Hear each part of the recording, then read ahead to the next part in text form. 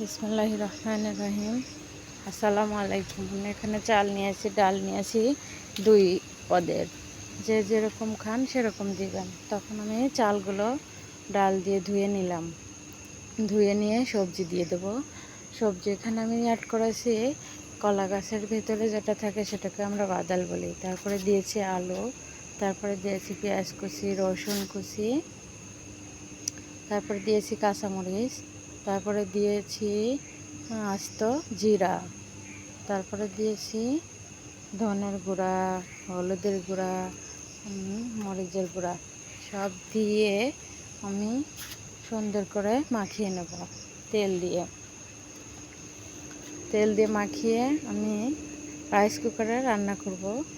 খুব মজার একটা রেসিপি। আসলে এই গরমে এরকম সবজি খিচুড়ি সবাই খেতে চায়, কিন্তু গরম দেখে খিচুড়ি খেতে মন চায় না। তবে যদি হয় নরম সবজি খিচুড়ি তাহলে তো খাওয়াই যায়। তাই আমি আজকে সবজি খিচুড়ি রান্না করেছি বাসায়, সবার পছন্দের। তাই আমি সবজি খিচুড়ি খাবো এবং যার যার খেতে মন চায় খাবেন। তো যখনই আমি বসা দিছি হঠাৎ কারেন্ট চলে গেছে। পরিমাপ মতো পানি দিয়েছি। দেখুন আমার খিচুড়ির কালার আসলেই খেতে অসাধারণ, বলে বোঝানোর মতো না। তবে অনেক মজা হয়েছে, খুব টেস্ট।